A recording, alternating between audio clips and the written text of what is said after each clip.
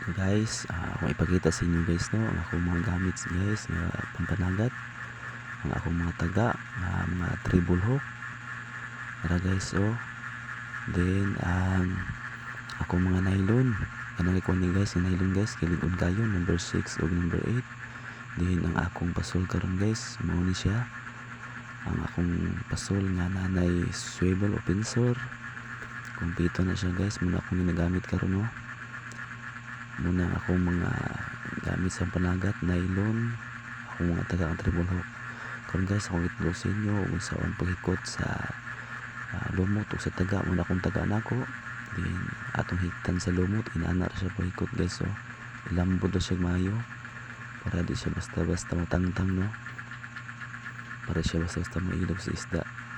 Then mga 1 meter na siya kataas guys, swivel bato dayon.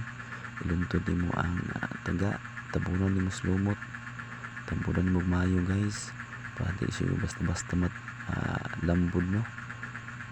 Di na siya mabitik, tarong lang nimo nga di siya mabitik guys. Sa gusto makatuon nyo, naniora ninyo no, gusto makatuon sempura kayo, tabunan mo mayo sa lumot para di siya mabitik. So guys, ay patanong paon guys, nagkakitag paon. Nagaso natay paon oh. Okay. Then naana pud tay bato. Bato, pasol og antipara.